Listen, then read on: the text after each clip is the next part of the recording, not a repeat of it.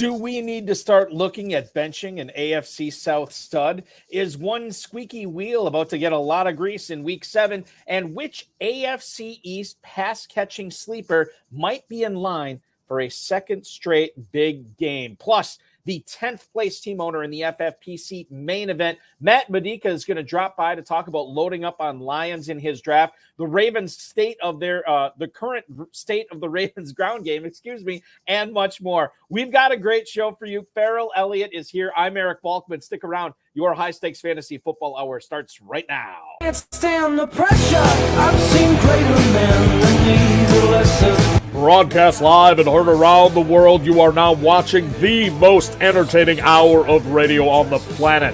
Welcome to the High Stakes Fantasy Football Hour presented by myffpc.com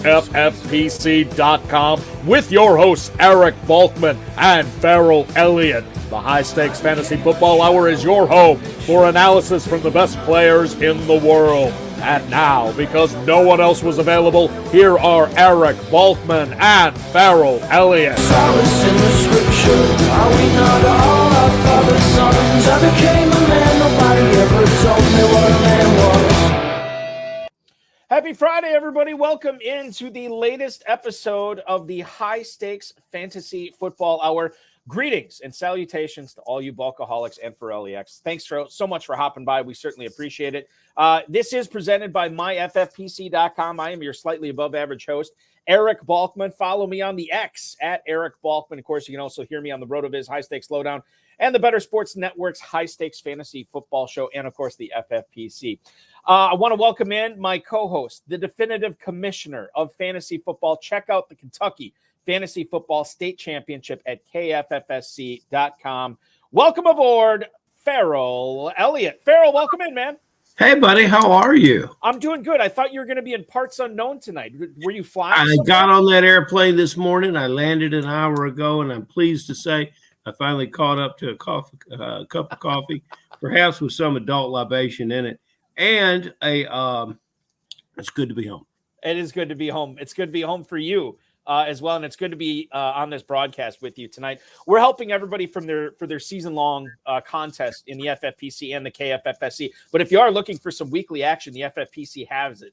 Go to myffpc.com, myffpc.com to play in the FFPC Weekly Challenge. There's no draft, there's no salary cap. You can play with kickers or without, with or without kickers and defenses. 10 players or 12 players, depending upon how you want to do it. Just lock that team in by 1 o'clock Eastern on Sunday, and then enjoy the ride through the rest of the weekend. Only one player per team, same format as our world-famous playoff challenge, which will be launching probably in the next, I would say, month and a half or so. You can enter for as little as $35. You can win up to $2,500. That's at myffpc.com, myffpc.com. Ladies and gentlemen, let's get to the Fantasy Flash. Oh, by the way, I should let everybody know, coming up on tonight's show, we're going to discuss what to do with those banged-up Niners. What a terrible time for Deebo Samuel and Christian McCaffrey to get banged up since they're playing on Monday night this week. It's like the worst possible thing. We're going to give you our thoughts on that, how to handle them. Which AFC West number 3 receiver might deserve your start this week in your lineups. And then Matt Modica, the 10th place team in the FFPC main event, a contest he was leading the week before over all the other teams. He's going to join us to discuss Logan Thomas, his love-hate relationship with Logan Thomas. I don't know if it is. It just seems like it is. The rookie receivers that may or may not be in for a big second half, and much more. Connect with us on the X at HSFF at Eric Balkman. Check out Ferrell's KFFSC at kffsc.com. KFFSC. Easy for you to say. Easy for me to say. Yeah. I have a question. I would say it's been a long day, Ferrell, but you have had a much longer day. I slept on the plane. I watched football, and it's fine. I had a lovely young lady sent me a whole nother story, but nevertheless, Balky, on the weekly game, how soon before kickoff at 1 o'clock do you have to be in to be guaranteed a spot in either of the leagues, the 10 or the 12? Well, what's great about this is you can actually play in 10 player format or the 12 player format, but we have 10 team leagues for that. We have 30-team leagues and 100-team leagues. Gotcha. So, as long as we have open spots for it, you can join that. I don't know we'll close them down probably closer to kickoff, but if we think that they have a chance at filling, we'll leave them all the way up there. So my advice is always to get in as soon as you can, and then make sure that you're locked in for that. I want to remind everybody too, if you want to email the show, you can do so at highstakesfantasyfootball@gmail.com, facebook.com/HSFFhour is where to reach us there. Get those questions, tweets, and emails to us in the fantasy feedback segment coming up later on in the show. Thanks to our audio engineer and my best friend Bryce and our producer and mutual friend Rob. Let's talk about last night's game briefly. Ferrell, did you watch this game last night? I know you were busy. Every single play. Okay, good. This is excellent. Calvin Ridley, a guy that I tried to steer people away from, and I thought I was dead wrong about after week one, had another interesting performance. And by interesting, I mean not great, Bob. 1 catch on 4 targets for just 5 yards. And he did not get that catch till there was fewer than 10 minutes to go in the third quarter. The Jaguars tried to give him the ball on a rush. He was stopped for no gain. Trevor Lawrence missed him on back-to-back targets. In the last 2 games, he's had 5 catches for 35 yards. And, this is all something we could put up with if the Jaguars offense was struggling. It's not. Evan Engram had a pretty good game last night. Travis Etienne had a very good game last night. And Christian Kirk was awesome with Trevor Lawrence. You can't really blame the Lawrence injury on this at all. I know that this coming week they get Pittsburgh, and Pittsburgh can't stop receivers. So it's probably a get-right game for Calvin Ridley. But Ferrell, in the back of my mind, even if I had Ridley and if I'm fighting for a playoff spot, I probably couldn't do it, but I'm at least entertaining the idea of potentially benching this guy. Maybe not for week 8, but all of a sudden he's no longer a must start. And this is a guy that was being drafted in the 3rd round this year. It depends how good your team is, depends on what you have to go around him. If you paid that 3rd spot for him, you probably did it in a situation where you were going heavy receiver anyway. I don't think anyone made him their number 1 guy, but they may have. Now, look, every receiver in the league is going to have a rough couple weeks. And he made a circus catch also. We got to talk about it. He made a wonderful catch. No, he's going to be an element of this football team that continues in his success. This vaulted Saints defense, who did some good things but broke down many, many times throughout this game, gave up yardage to Etienne. They gave up yardage to the quarterback that when we started the week had a terrible knee problem, and then he rushes for 62 yards in the game and looked good doing it. Balky, we probably need to pat ourselves on the back. A lot of the people that came in, especially during the pros versus Joes, Calvin Ridley, Christian Kirk, they had written off Christian Kirk. And we said, no, Christian Kirk's going to be a very productive slot receiver. And then Christian Kirk had a bad game to start the year, if I am recalling correctly. Yes, 1 catch. So we're going to be a mixed bag with all the Jacksonville receivers. The one you can count on is Kirk. Ridley will have some breakout games against Pittsburgh. Watch Pittsburgh this week, and then when they take back to the field, let's get a look at what their secondary. They're an interesting team. Very good pass rush, very poor secondary. Let's see what they look like, and then you can make your decision about Ridley. But don't despair. Ridley will score you points before this is over. Let's go to the YouTube chat right now. James Pecora is hanging out there. He has an opportunity to trade Isaiah Pacheco for Jahmyr Gibbs straight up in half-point PPR. Is that something that you would encourage him to do? Ferrell, I think like Jahmyr Gibbs, we found out today from Dan Campbell, wheels up for that dude. No David Montgomery. Craig Reynolds is questionable. Dan Campbell said, we kind of want to manage his workload, but we may not have a choice because we got to ride this guy. He could get that kind of work that he had when David Montgomery missed earlier this season, where he was getting the between the tackle stuff and he was getting the catches. This could be a big week for Jahmyr Gibbs. This might be the last time you have an opportunity to buy high on him. Pacheco's been awesome. I don't know if Pacheco can keep up what he's been doing at the pace. I would probably be inclined to make this trade. What about you? That's a head scratcher. And the team that proposed the trade, I'd like to know what they were thinking. Because if you're sitting there and they offer again, now you're thinking about it, but you wonder what that other guy's thinking. But nevertheless, what can we say about Gibbs? People were trying to hang that early season bust label on him. And we demurred from that here on the show because we didn't like that word bust. But, okay, so what's happened for Gibbs? We've got a very good team, a dismal doormat for years, which we've had low expectations of.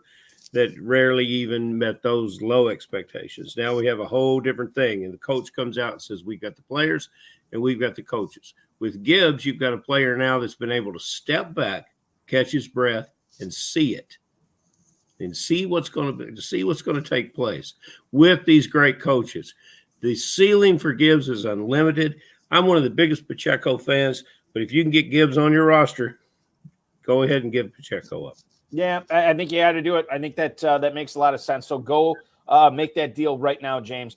John Terry, good buddy of the show, wants to know the Rams backfield. Are we playing anybody in the Rams backfield this week? Here's how I'm weighing in on this. So I didn't get Evans in any of my leagues. I may have already had him in one league. I can't remember. I don't think I did. I don't think I have him anywhere. I put in some bids on Darrell Henderson, Royce Freeman, and not Gaskin. I didn't bid on Gaskin at all. Oh, you didn't? No, I did not. But Henderson and Freeman, I know I picked up Freeman in a couple of spots, probably more than a couple. I think I might have got Henderson somewhere. But what's interesting is while I'd like to acquire pieces of this backfield, it's just to see what happens. I really don't feel comfortable starting any of these guys. If I'm forced into it, I would play Evans this week. But my God, they're playing that Steelers rush defense. I really don't expect anything. Sean McVay was asked this week. He said he was asked about Zach Evans getting the starting job, and McVay basically said, I wouldn't go that far. That might have been a direct quote. It's something like that. Like, I wouldn't exactly say that. Yeah, they're gonna have a lot of guys working at this. So I mean, if you got to start one, it's Evans, but I can't play any of these guys. I would like to get them on my roster to see what happens, though.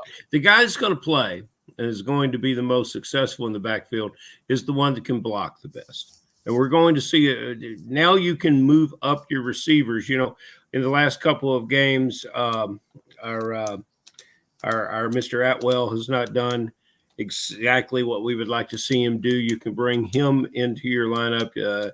Mr. Higbee, a lot more chances. We're going to see we're going to see a quarterback that really trusts his wide receivers. Naturally, he and Kupp work together, but it's amazing what he has developed with the rookie Nakua. This is going to be a short game passing attack with continual passes down the field when the opportunity presents itself. And the guy that will play the most snaps as the Rams running back is the best blocker. And that's what he's going to be there for. And, hey, if you get close, you get a touchdown. And, you know, you won the touchdown lottery. But I wouldn't go spend a lot of your free agent money on these players. We're too far down the depth chart. Yeah, this is going to be expect Stafford to throw the ball 10 or 12 more times over average in the next few weeks. And he's got Kupp, and he's got Nakua, and he's got Higbee. I mean, he has all these options here. His two tight ends, his second tight end is a good pass catcher as well. The other thing, let's just I want to circle back to something we were just talking about, but before we get to it, a point that you just made, Zach Evans. We don't know how good he is pass pro. The reports we've heard is average at the very best. Darrell Henderson is a guy who's not only trusted McVay, he's done it for McVay before too. So we could see Darrell Henderson maybe getting more touches than we originally thought. Getting back to that Pacheco for Gibbs trade, James, I almost called him James Pacheco. James Pecora said that Pacheco hasn't had more than 13 routes run in any single game this season. Target's probably due to regress there. I'm with you, James, on that one. Let's go to ML. And ML, my God, I am sorry you have to make this decision this week. This stinks.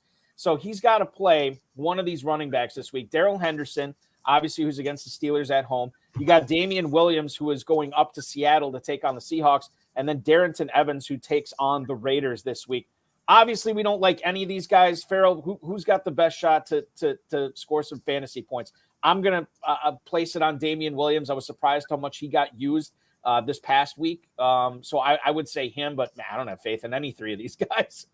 I am too. You can make an argument for each one. Don't sit around and say, you know, when you start talking about Henderson, you're talking about a player that's had run with the team before, but his situation has been more perhaps psychological and personal rather than on the field. This is one of my favorite players. And that's a player I would roster. Out of this group, I would have to say Williams. But, yeah, if you got room for Henderson to get him on your roster, if he hasn't been already scarfed up through the free agency process on Wednesday night, then that you can make an argument for that too. But, yeah, we got to run any of these guys out there. Let's run Williams out. I think that's the way to go. We got Matt Modica hanging out in the green room before we bring him in. I do want to get into the Niners situation here. It's kind of a cluster. So we know that Deebo Samuel was not seen at practice today. I don't believe Christian McCaffrey was either. Now, before we freak out, oh my God, Balky, it's Friday. Yeah, but they play Monday, so they're still going to have a practice tomorrow. And obviously with that FFPC waiver run, and obviously Kentucky waiver run on Saturday night, FFPC on Sunday morning, you're going to have an opportunity to pick up somebody if you need to. I don't really know what to do here, Ferrell. I think the McCaffrey thing it's made easier if you have Mitchell or Mason on your team, and then I think you can afford to wait. But man, if you don't have anybody, you're running a pretty big risk of taking a zero at that spot. So I think you have to, unless we get some sort of, I don't want to say clear, but information that's leading us to believe that McCaffrey's going to play, I think you got to look elsewhere. And Deebo Samuel, dude, I'm just already kind of like figuring out what I'm going to do this week. I don't plan on him playing. How are you reading this situation? You can live through Samuel and you can replace him in your lineup unless you have a running back that you can guarantee to get you maybe 8 points. You say, this guy, he's not going to have a big game, but he can do something for me, and he consistently does something. If you have that kind of player on your roster, you can put him in. But anything short of that, I would rather take a zero from McCaffrey and gamble. If I don't know Saturday, if I can't figure it out, and I think we'll know Saturday, so I don't think it's going to be this difficult. I would rather take a zero than start a guy that gets a few points. Okay. And then you sit there and McCaffrey plays. Yeah, well yeah. I would rather just take one for the team and go out and try to win with my best 9.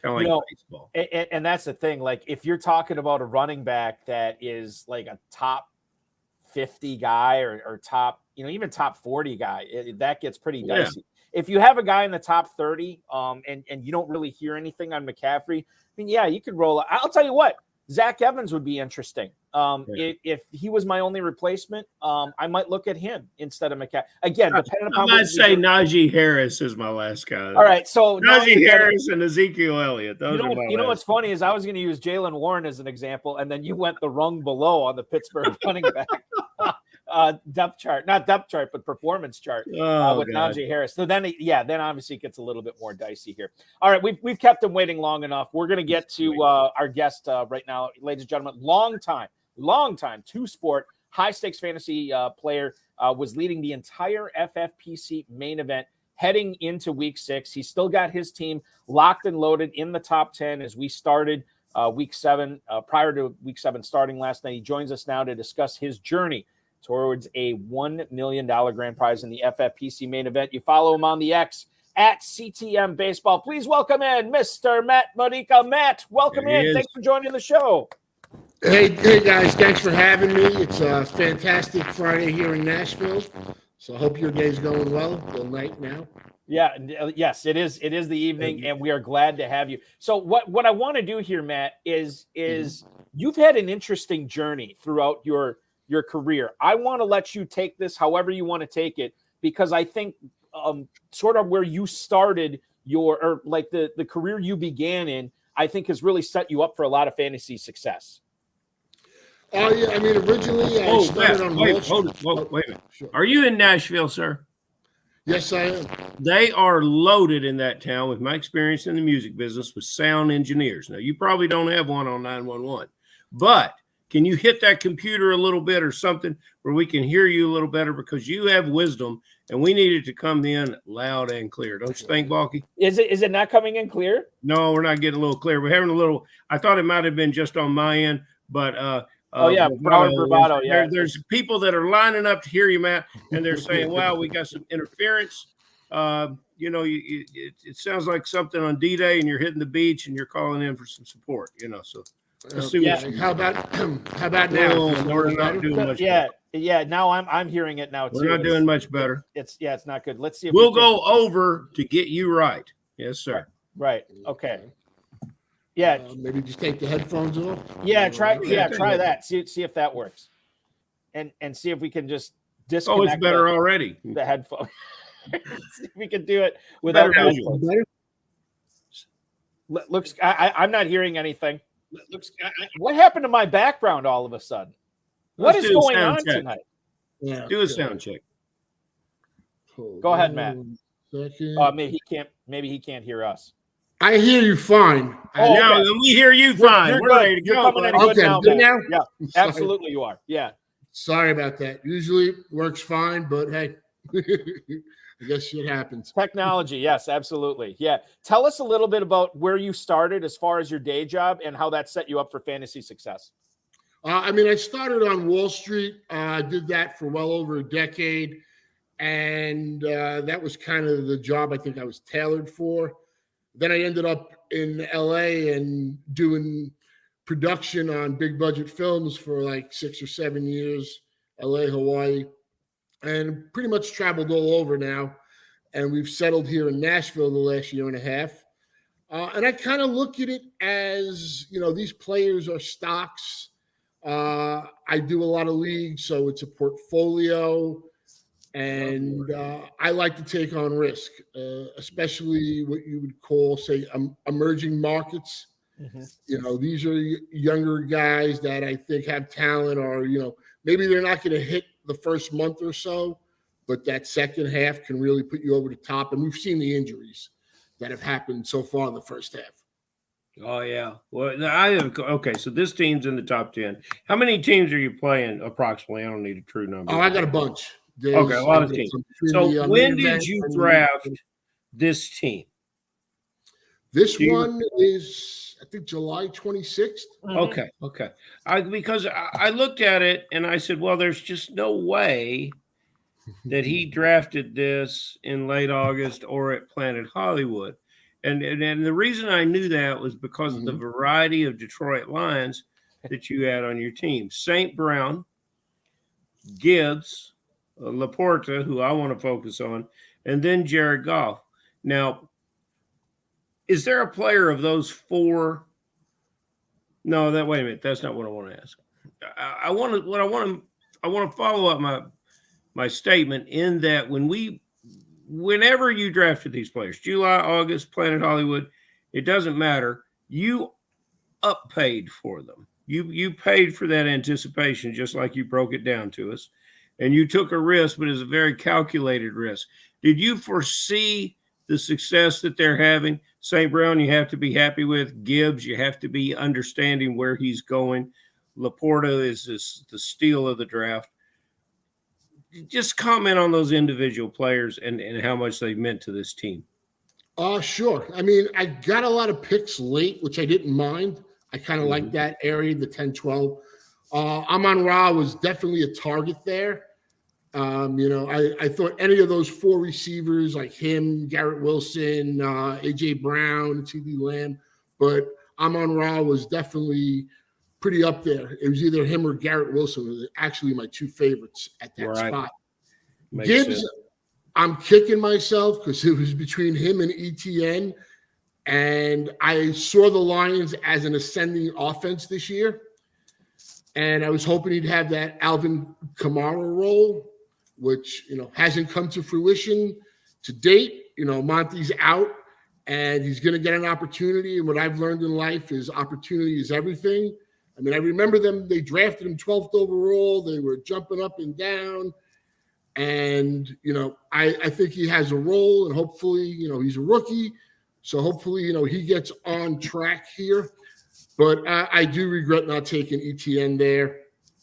Laporta, for me, was a guy that I was targeting all along because I know this is a tight end premium format, and I'm kind of new to it, but what did you see in Laporta? There's a lot of positive reports. What did you see? There were just positive reports up and down. He's coming from his college career where, that's basically the tight end factory.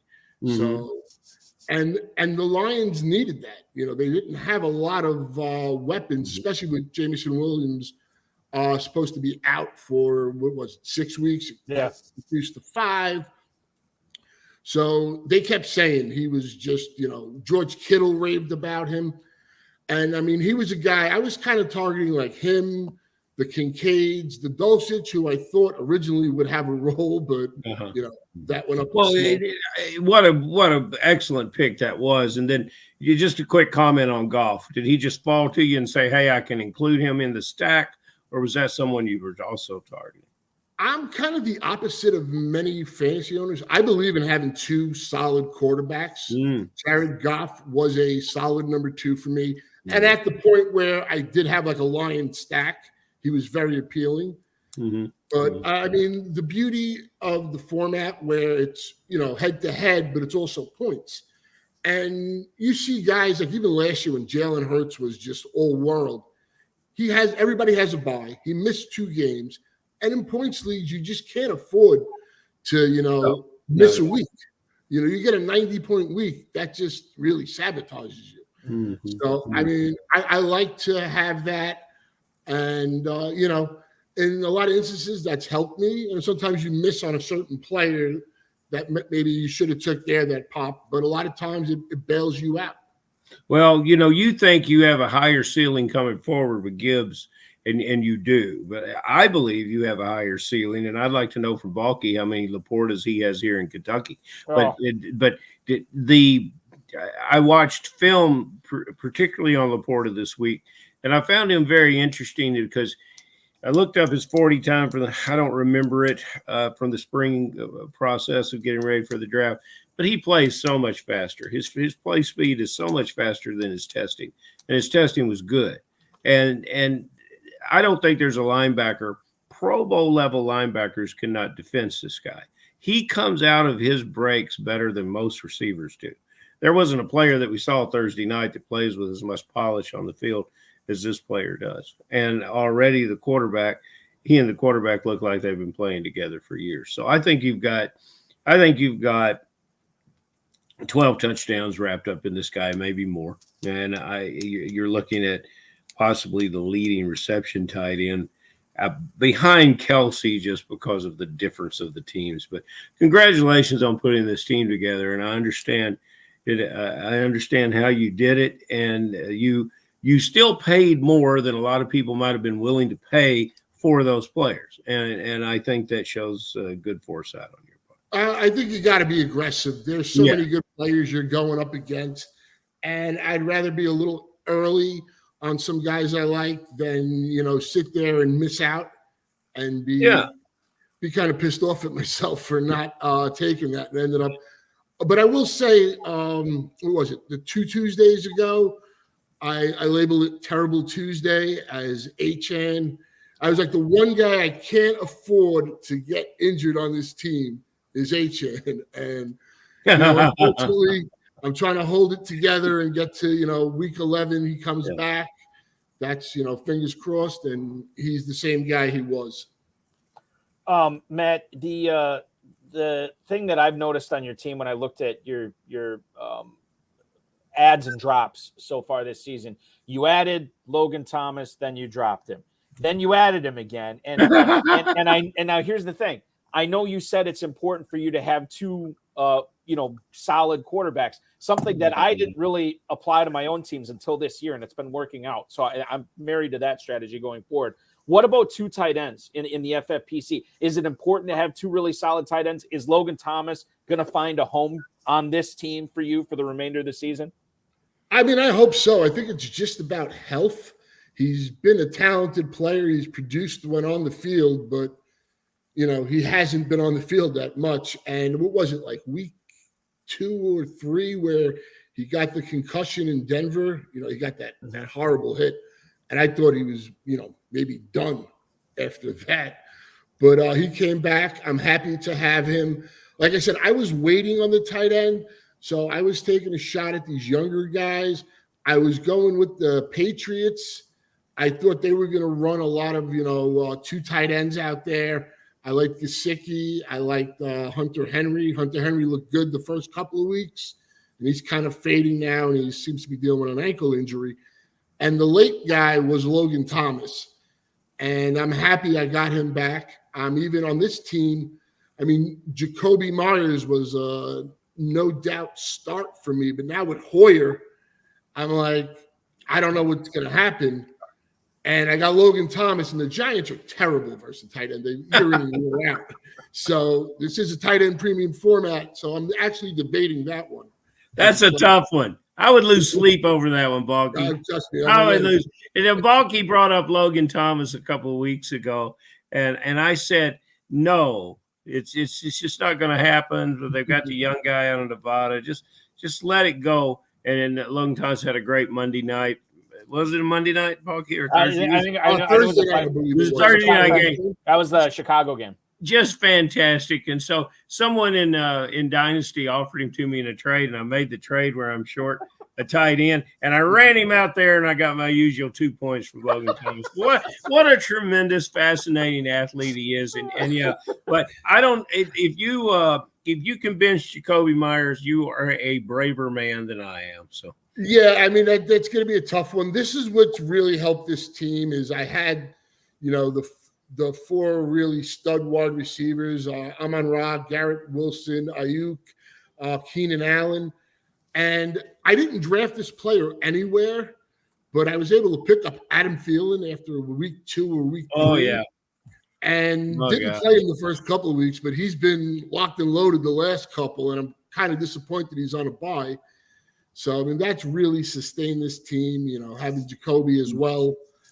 No love for Thielen at Planet Hollywood. Guys were shutting him down. Nobody would draft him. He went late. And some of the people that listened and drank that Planet Hollywood Kool-Aid, they dropped him in waiver wires before the season started. And I just, it was just trying to figure out how much I had to spend to get Thielen. And, yeah, what a great ad. All right, so let's get into the Ravens here.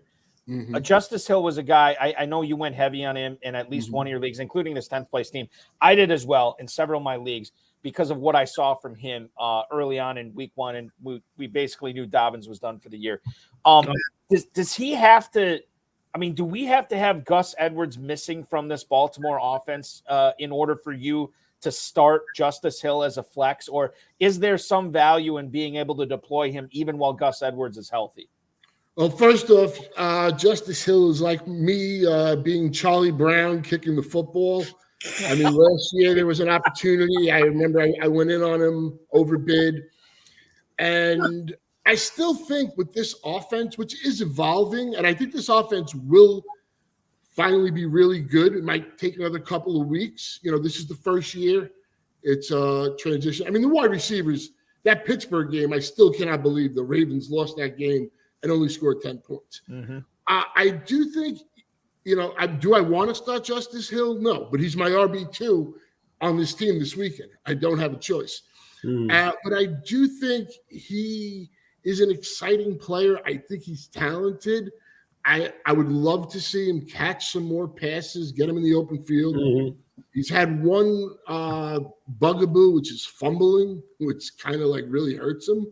So, I mean, we'll see. I'm hoping he gets in the end zone and, you can get that hopefully 12 points out of him or something like that. I mean, I wish I had better options. Well, you're right about this Baltimore team, and thank you, Balky, for bringing that up. I mean, this team will not score in the red zone. They're moving the ball up and down the field, but they won't score when they get close. And it's they've got to do something different, and Hill should be part of that difference because he's got the speed. He's got the Eckler Pollard kind of look down around the goal line. He could be a great addition. There's a lot of questions I've got about this Baltimore team, Balky, and you asked some damn good ones. But yeah, congratulations on Justin Hill because Justice he's going to have to deliver to have some aspect of that running game come together for the Ravens because it's rough right now. Yeah, and I think that listen, I've been burned by Justice Hill before too. It happens. It's one of those things. I'm fine. One of these times she's not going to pull that football away, Matt. One of these times she's going to leave that football down there, and we're going to blast that football right through the uprights. Let's talk about some rookie receivers here. I noticed on a lot of your teams you have a trio. I know you got some Quentin Johnston, not a ton, but I looked at Smith and Jigba. You got in a bunch of teams. Marvin Mims, Jalen Hyatt. Do you see the light turning on for these guys? sometime in November, December, where these guys go on a run, where it just clicks for them, and then all of a sudden they become fantasy worthy, where these rookies actually could have big second halves? Yes, I do. With JSN, we were worried that he was going to be put on the IR and miss the first 4 weeks. It's been a rough early go for him, but this past Sunday we saw the routes up to like 81%. It kind of matched DK and Tyler Lockett. The Seahawks only have one game with a wide receiver over 100 yards. That's DK. He has one. His second highest total 75. Lockett, prior to this game, his high was 59, but he had the 2 touchdowns versus Detroit. And, prior to the Bengals game, Noah Fant had more receiving yards than Tyler Lockett, believe it or not. I think by like 4 or 5 yards, which was crazy. So, I think we're seeing it. JSN was wide open on a play that they had planned, and they didn't execute it. He never got the ball thrown to him. So, I watched him in college. I think he's their best route runner. I love DK as a physical freak, but I think they're going to need JSN, number one. Their schedule coming up is brutal. They got the Niners twice, Dallas, and the Eagles in a 4-game span. As far as Mims goes, he seems like pretty much their most talented player when he touches the ball. There's a problem. He don't touch the ball. Right. It's kind of like that scene from Moneyball where he's like, this is Kevin Youkilis, but if you don't get the ball, you can't produce in football. So hopefully after the trade deadline, I got to think Judy's out of there. I don't know if Courtland Sutton goes as well, but I think they're trying to blow that up. And the last guy, Hyatt, I just look at him as he's one of the fastest guys in the league. The Litkoff winner. I know they said he played in a gadget system at Tennessee. I think he's more talented than not. Problem is they didn't have Saquon for a month. Their offensive line is trash. So they have that time to maybe get him the ball, but he's the guy that I want to keep on my bench, and we'll see. We'll see what happens in the second half, and hopefully he can pop. The offensive line is definitely subpar in New York and has never been the same offensive line from one game to another. And you could say the same thing about Hyatt that you did about Jackson Smith, JSN.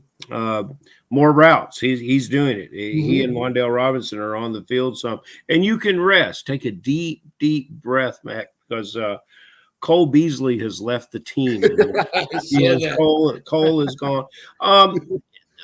So we got to get you up here to Kentucky, Matt, since you're just down there in Nashville. You got to come. You got to come play up here. When you do, you'll meet a guy named Jay Reed. He's one of Balky's all-time favorite guys, and he plays in the league.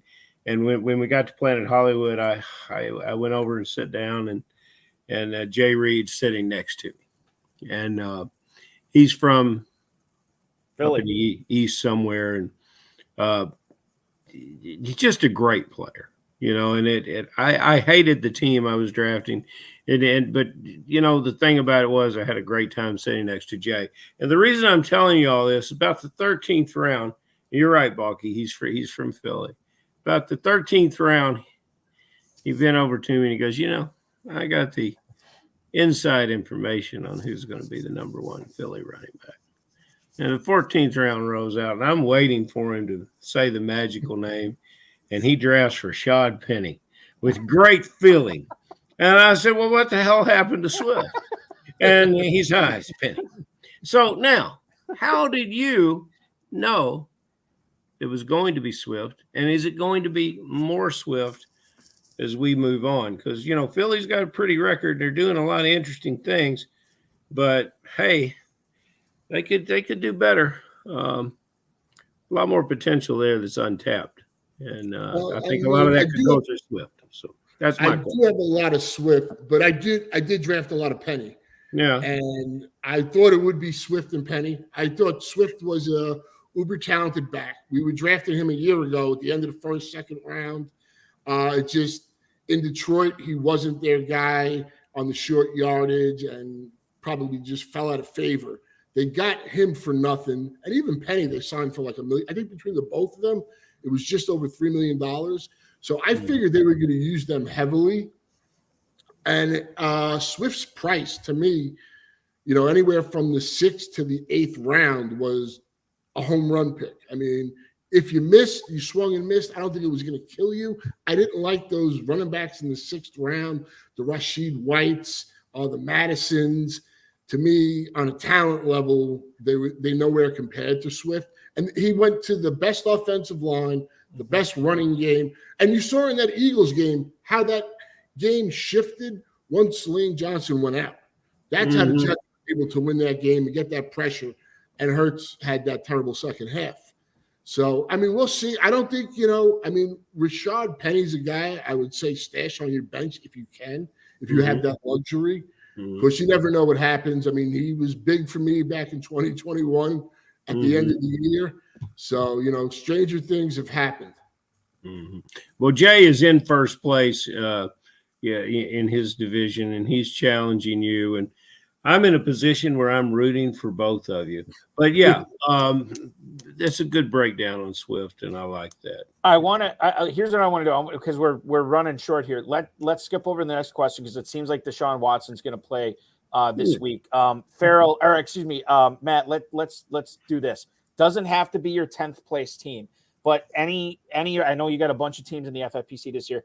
What's the toughest lineup decision that you're facing? I mean, you probably already took a look at it with the game yesterday, but what's something that you've been going back and forth on for this upcoming week 7?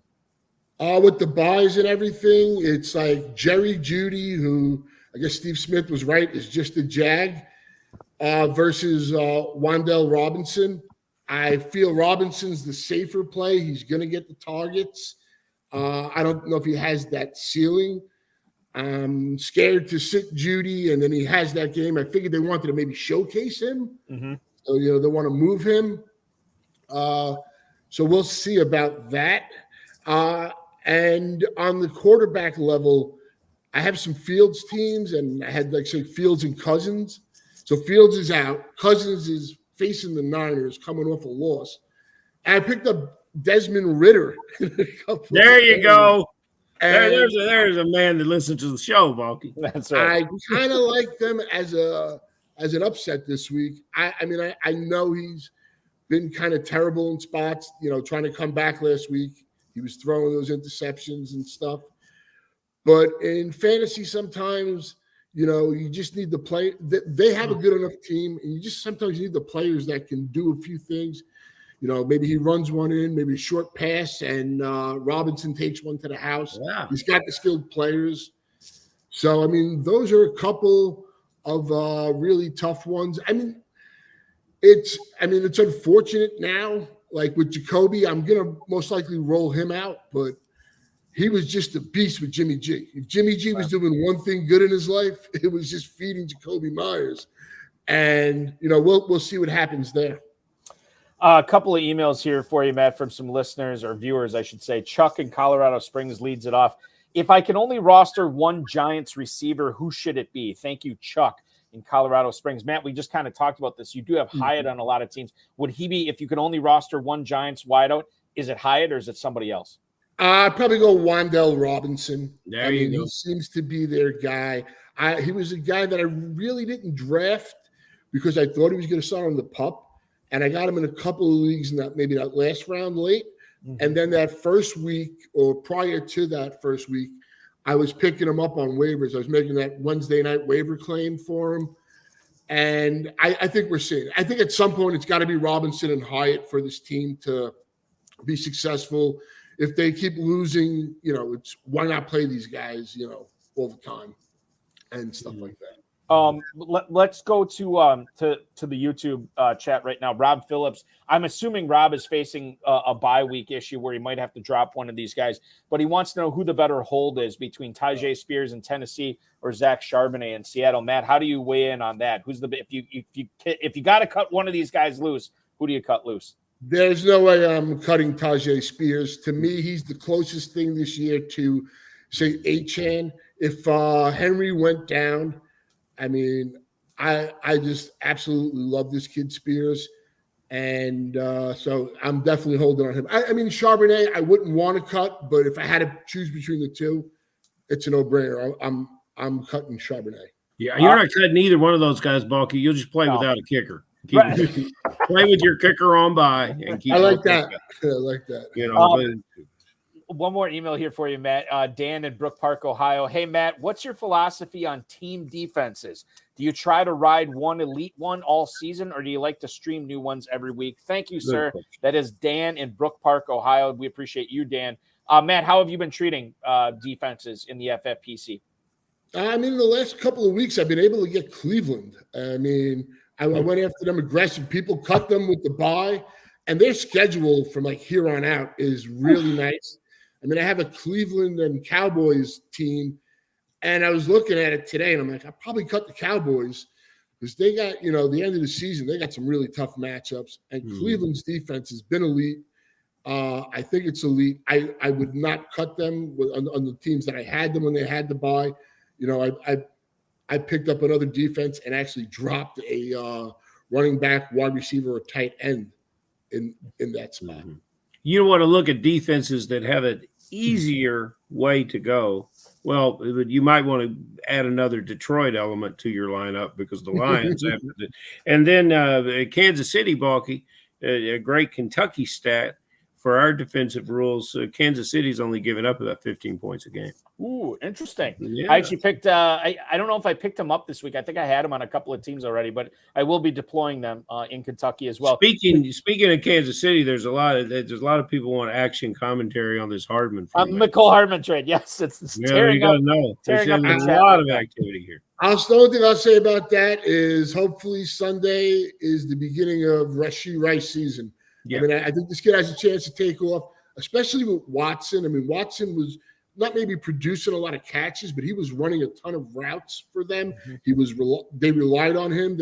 So I think now Rice gets that opportunity, and versus the Chargers, we could see it happen Sunday. And I'm really I'm going to try to find out the story of how this player came back to Kansas City because I think it's very interesting. Because the quarterback needs somebody to stretch this field, and if you have other Kansas City receivers, your initial knee-jerk reaction would be to be another receiver, but he is going to accomplish things and make the defense play differently to where your receivers are going to be open. So, if you're right about Rice, and if you got Tony and you got the other guy Moore, and it's could be good, and it's definitely going to be good for the quarterback. Ferrell, why don't you ask Matt our final question of the night? Matt, and you've exhausted, and you've already played your Desmond Ridder card. God bless you. He just keeps putting up those 25 to 30-point games. So here's the question. You are quickly becoming a legend in fantasy football, and you might win this whole damn thing this year in the FFPC. So I want to know your legend maker for this week, and then I want to know the guy. And you're very, very positive, and you assess risk well, and it means everybody has an upside. But I want to know the one guy that you cannot find any positivity of outcomes from, that you will not touch, and you just don't want him this week. I mean, I don't want to say I won't touch because I'm starting him, but you did not understand the question. Let me start over. I know, but I know. Okay, we'll give you a reset without me re-asking the question. So reset. Go ahead. One guy I'm not going to touch this weekend? Yeah, there we go. I don't have that answer off top. See, this is fantastic, Balky. I have always said the best players in the whole FFPC do not focus on the negative. Right. In the gentleman we were talking about, Pacheco and Gibbs, and they started wanting to talk about the negative aspect of each player. No, there's so much positive about the players. No, Nick, that's the perfect answer to this question. Matter of fact, after a night, Balky, we retired this damn question. Right, okay, so who is your legend maker? I'm hoping it's JSN. I think this kid, we saw it last week. We saw the steps. I think he's a phenomenal player. And, he's the wide receiver I would go with. If you got Curtis Samuel, he's moved into that wide receiver number 2. He has jumped. I mean, Dotson's been a dog all year. I hate to say it. I mean, I got him on some teams. I'm not going to cut him, but, I mean, maybe he deserves to be cut. But I think Curtis Samuel, he seems to do it against the Giants as well. But as long as he keeps producing, I mean, he's gotten 7, 8 targets. Last week, only 4. But, I mean, he's putting it up there. And the running back, who I think he got tackled 6 inches away from the end zone last week, Roshan's out again. Deonta Foreman, I think, scores 1 or 2 touchdowns, makes you a nice flex, desperate RB2 play. So there's your sleeper ball. Yeah, no, Foreman's a guy I wish I had more of, unfortunately, and I don't. Free agent Saturday night, Balky. Sunday. And the one guy he's not available. That's the problem. I missed the boat. Like I got you him. still got all your money because you haven't acquired anybody. So go spend some money. Yeah, all right. The one guy that I'm really nervous for this week, but I am starting him in a few leagues, is Christian Watson. I think I think after this week, he's really going to catapult. But, when you're going up against Patrick Surtain, it's not an easy the rest of that defense is trash, but he's got the unenviable task of having to face Surtain. So I hope I got a question for Balky. Balky, who is the Green Bay Packer backup quarterback? Sean Clifford, the pride of Penn State. Clifford. Yeah. Believe it or not, like Matt, I don't know if you know this, but I'm in Northeast Wisconsin. I have a local radio show here. There's already people saying that it is time for Sean Clifford. Yeah, they want the Sean Clifford. Oh, God, it's unbelievable. Guy with 2 first names. You guys have been spoiled, though. I mean, what, 30 years? Totally. Yeah, he's spoiled, man. Yeah, no, I totally get it. And we're taking our lumps this year. But that's what happens. A guy who has not been taking his lumps in fantasy this year is a dude who is sitting in 10th place in the FFPC main event right now. That's Matt Modica. Matt, so awesome to have you on, to hear your insight tonight. For the entertainment value as well. We appreciated that too. We will continue to follow you on the X at CTM Baseball. Keep up the great work. Hopefully the ball bounces your way this weekend and go out there and win that million, man. Well, thanks a lot for having me, guys. I had a great time, and good luck this weekend. Thank you. Throw those headphones away. Trash those headphones. And get rid of those. You got a great voice. You could actually almost do the show without audio assistance. I mean, you got a great voice. Throw those headphones. Well, thank you. Matt, be good. We'll talk again soon, dude. Take care, guys. Yep. Matt Modica, at CTM Baseball on the X machine. Good to hear from him tonight. 10th place in the main event, was leading the whole thing coming into week 6 as well. He was great in Boiler Room, too. Matt Modica was great in Boiler Room. He might have been in The Big Short, but I mean, he was in Boiler Room. No, you saw. Let me ask you this, because I've talked with the Dizzle about this before. You've seen Boiler Room and Glengarry Glen Ross, right? Oh, Glengarry Glen Ross on stage as well as the film production. Okay. So I've never seen it on stage, but who had the better speech, Alec Baldwin in Glengarry Glen Ross or Ben Affleck in Boiler Room? Because I thought there was a lot of similarities between the two. Yeah, I think that the Boiler Room was a lot of great quotes, many of which came from Mr. Diesel. But yeah, Affleck was very, very good. But in contemporary society, but new Cadillac and steak knives, it doesn't get any better than that. So yeah, I'm gonna go. Yeah, I'm gonna go Glengarry Glen Ross. The Baldwin thing too is great. Like I'm a total SNL nerd. I love SNL, and they actually Baldwin hosted. This is probably 15 years or so ago. But he hosted, and they did a Christmas sketch where he came in to the elves workshop, and he basically did a carbon copy of that speech to like rile up the elves or whatever. It was great. Lots of our fantasy players need one of those speeches. Yes. They need that now. We could all use a little bit of that motivation. Okay, let's do this, Ferrell. Let's go rapid fire on a lot of this stuff. I want to get to a couple of the topics that we didn't get to before Matt popped on. Devontae Adams upgraded to full this week in practice. We're not worried about his shoulder. He came out today, or not today, but this week and said basically like, I'm trying to be great every time out there. I need the ball to be great. And I almost wonder, and I know Brian Hoyer is getting the start this week, but I almost wonder if that squeaky wheel and Devontae Adams is going to get peppered by about like a dozen, maybe a dozen and a half targets. Wow. I don't necessarily think you can bench Jacoby Myers in a week where there's 6 teams on bye, I'm going to be deploying him in my lineups for sure. But I'm also going in with reserved expectations. There's some Michael Mayer chatter in the YouTube chat earlier. I think I'm benching him this week. I think this is a massive Devontae Adams week against the Bears. It's a massive Devontae Adams week. Both receivers against the Bears are necessary to play. But in your Adams players have felt cheated and betrayed here in the last couple of weeks. Now we're looking at 15, 17 targets. Hunter Henry, I don't expect him to play for New England. I think what's interesting here is we saw the return, I should say, of Kendrick Bourne this past week.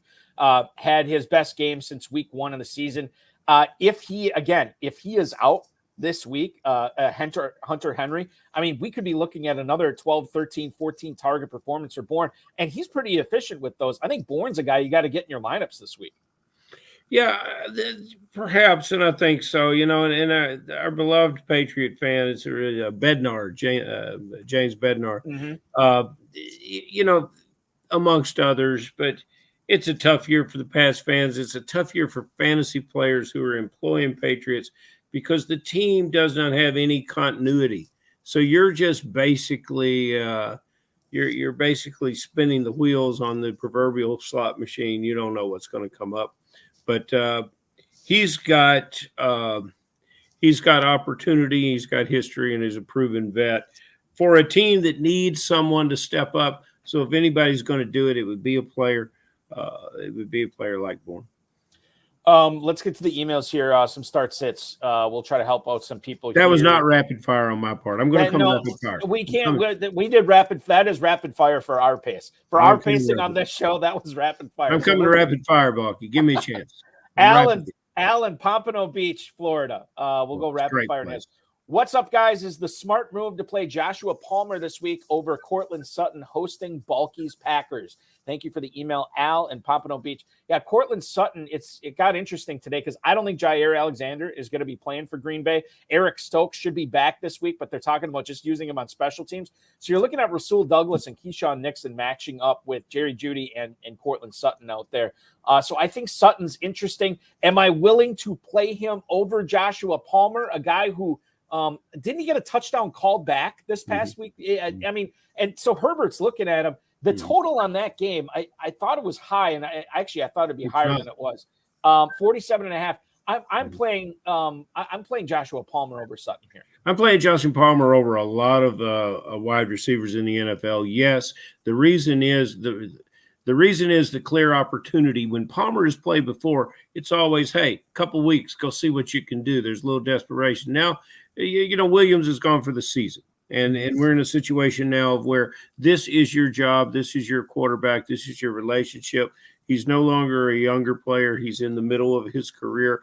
And if you look at him, the physicality is different. I would say he's added about 10 pounds, and it's all muscle. This is a good player playing up to his level of ambition and his ceiling of productivity. You must play Palmer.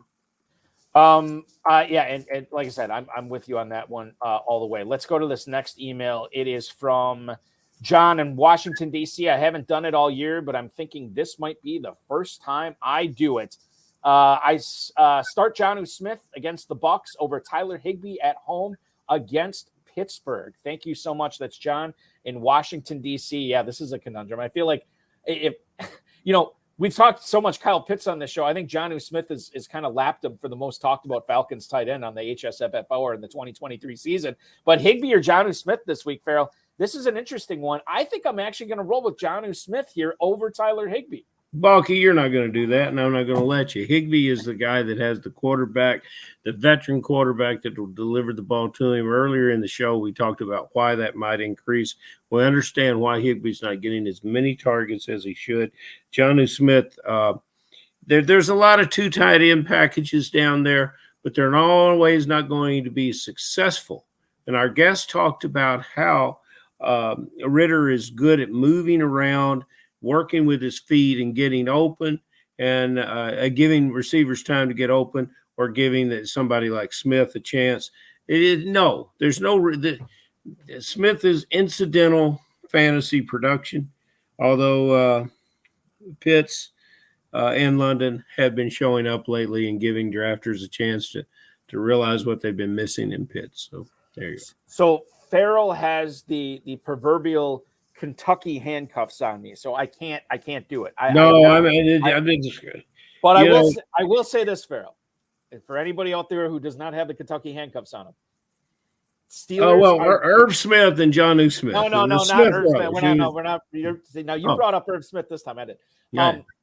The Steelers are giving up the third fewest points to fantasy points to tight ends this year, and they are giving up the 27th fewest points. In other words, the 6th most points to receivers. So this could be a massive Cooper Kupp game, a massive Puka Nacua game. Higbee, I'm not sure on this. I can't do it because I got the Kentucky handcuffs on me, but maybe you can.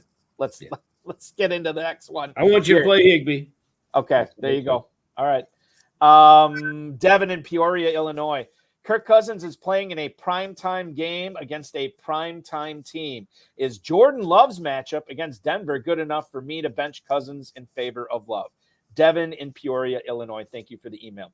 Ferrell, I know I'm characterized as a Packers homer, and I certainly don't want to come off like that on this show as I'm trying to dispense really solid fantasy football advice. Mm-hmm. But I will say this. Yes, I am playing Jordan Love over Kirk Cousins this week. Love against that horrific Denver Broncos defense. Kirk Cousins taking on that Niners defense. I think Fred Warner is just going to absolutely obliterate that Vikings offense. No Justin Jefferson. Give me Jordan Love over Kirk Cousins this week. You've said all the reasons. I would just be doubling down on it. And I will say this. If some of these offensive players are missing from this game, the defensive coaching staff and the players on the field, they realize they're going to step it up, and that dome's going to be loud, and it's going to be fun. It is going to be fun, for sure. This one coming in from Broward Bravado, who is Pompano Beach is his backyard, he said. Jordan Love or Deshaun Watson, who is now expected to start this week at Indianapolis. Farrell, where do you stand on that? You're going to come in with Watson. This is a perfect situation for him on the carpet. He looks good. He's just like some of the other players that got a bit of reprieve and now got his opportunity to see what could happen for a team that has a backup quarterback, the third string quarterback, come in and deliver a victory. So it's a situation where I expect Watson to play very well. I would probably play Desmond Ridder over both those guys. Yes, you would. Absolutely. You would play Desmond Ridder in a bye over both those guys. No, let's don't get crazy, Balky. Come on now. So that's where we stand on. And by the way, I agree with Ferrell here. I would probably play Watson. They said the ball was he looked good. The beat writer said he looked good today. The ball was zipping out of his hand. Cooper, he's got Moore, he's got Njoku, Ford catching balls under the backfield. It's amazing how good professional athletes can look in practice. It's just really, it's reassuring. Really fantastic. Those riders come in, they say, "Oh my goodness, he really looks good." But you know what we got, Boggy? We had a question last week: should we bench Amari Cooper because of the unknown quarterback coming in? And we said, hell no. And how'd that work out? Yeah, yes, you make a good point. We gave some good advice. We have from time to time. Let's give one more good piece of advice here tonight. Hopefully, I'm not jinxing us. So this is coming from the same game. Lou in Berkeley, California. Hey, HSFF, would you start Jaylen Warren against the Rams over Zach Evans in the same game? Good luck in week 7 in your leagues. That is Lou in Berkeley, California. Start or sit Jaylen Warren at the Rams or Zach Evans at home against the Steelers. I'm rolling with Jaylen Warren this week, Ferrell. You should. Pittsburgh is coming out of the bye, correct? Yes. Fryermuth is not available. He was unlikely to play. Yes, Warren is. We're gonna start Warren. That's not even a question. When you get our gentleman from California would have figured that out. It's still cocktail hour out there. If he'd sober up a little bit, he'd get that one right. I think sometimes we get so wrapped up in the moment, and obviously Zach Evans was the shiny new toy this week, and we're always constantly reevaluating stuff. It's a weekly game. And so oftentimes we just need that reassurance. Like, okay, it's a new season every week, Balky. And you know what? Yeah. Stafford may turn around, hand the ball to Evans, and he may run 60 yards with it. Mm-hmm. And, God bless him if he does. And, opportunity, as our guest said tonight, is the best kind of thing that any player on your roster can have. Sometimes that's all you need is just an opportunity. And you, dear viewer, will have an opportunity to make some fantasy football magic in week 7. Thank you so much for watching tonight. We appreciate it. Ferrell Elliott, the definitive commissioner of fantasy football, joining me once again. Ferrell, we will continue to check out the KFFSC, kffsc.com. Thank you so much for hanging out. A very tired and weary traveler you are. I will let you get some rest. Thanks so much, dude. We will do this again next week. See you, Valky. Good night. You got it. Ferrell Elliott, ladies and gentlemen, the definitive commissioner of fantasy football. Check out the Kentucky Fantasy Football State Championship at kffsc.com. Thanks to Matt Modica, Ferrell Elliott, the FFPC, Rob, Bryce, and, of course, each and every one of you for hanging out tonight. We really appreciate it. The High Stakes Fantasy Football Hour returns next Friday. At the same time, 10 o'clock p.m. Eastern time. We're going to have the Week 6 FFPC main event 4th place team owner Brad Witten come on and drop some science on us as well. So that is going to be a lot of fun. In case you missed Tuesday's RotoViz High Stakes Lowdown, it is still available on demand on any of the FFPC socials, including YouTube. We had 6-time FFPC league champ and 2005 WCOF overall winner Paul Ferrell. He of the $250,000 grand prize. He chatted it up with me. We had a lot of fun. Hopefully helped you out for week 7. The show will be back this Tuesday night, again at 10 p.m. Eastern time, with 16-time FFPC league winner, and I know he's got a boatload of titles in Kentucky as well. Ray Chung will rejoin the RotoViz High Stakes Lowdown. That will be Tuesday night. In case you missed last night's High Stakes Fantasy Football show on the Better Sports Network, it is still live on all the BSN socials as well as the FFPC socials, including YouTube. We had Draft Shark CH Herms on, which is always entertaining. If you've never listened to this guy or watched this guy, he is so engaging and entertaining and very informative as well. So make sure you check that out. This coming Thursday at 7 p.m., we'll go live again for 2 hours with Fantasy Football Today's Doug Orth ahead of that Thursday night football game. Go to myffpc.com to play in the FFPC Weekly Challenge, myffpc.com to play in that. No draft, no salary cap. Just choose 10 players or 12 players, depending upon if you want to play with kickers and defenses, by Sunday's kickoff, and then just enjoy the ride throughout the weekend. Only one player per team, no stacking in this, so it makes it a little bit more fun, a little bit more maddening, a little bit more challenging, and sometimes a little bit more profitable. You can enter for as little as $35, and you can win up to $2,500. So check that out at myffpc.com, myffpc.com, myffpc.com. Remember to like this video, subscribe to the channel, comment on it, share it with your friends, share it with your enemies, share it with everyone, and get notified every time we go live, which will once again be Tuesday at 10 p.m. Eastern. The RotoViz High Stakes Lowdown with Ray Chung. We will talk with you again. Thank you so much for watching, everybody. Your weekend officially starts now.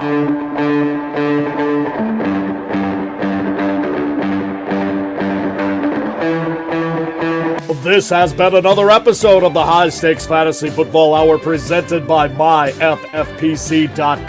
It was broadcast live and was watched around the world. Balky and Ferrell will be back next week with more analysis, more interviews, and more advice from guests much smarter than they are. Thanks for watching, and we'll talk with you again next week.